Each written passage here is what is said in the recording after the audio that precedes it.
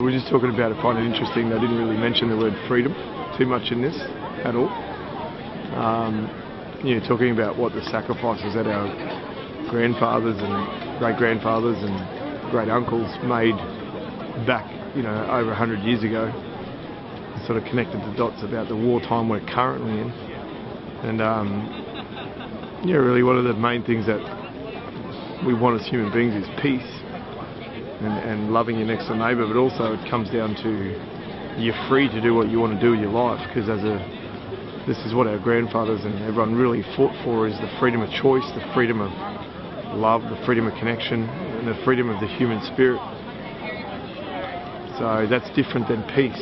That's different than having things in order, So, really what I got present to there was just the sacrifice, like just the horror of war, what it would have been like for these soldiers to be, have no choice, to be out on the gun, out on the battlefield.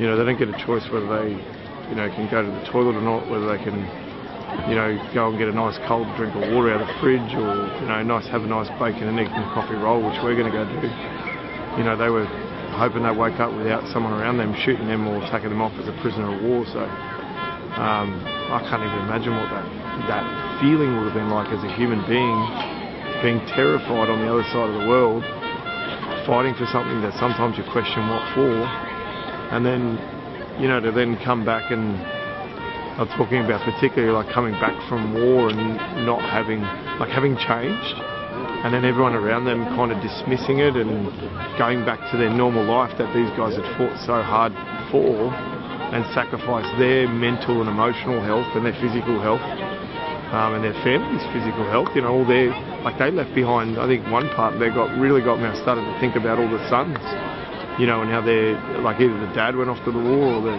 son went off, and what that would have been like as a dad or as a son. So, I think we live in times that are really precious, and the biggest question I took out of here is the life you're living worthy of the sacrifice that's been made for the freedom that you have? Because there ain't nothing free in this world. Plenty of people have made sacrifices they didn't have a choice for. Is your life worthy of living in service of what they stood for?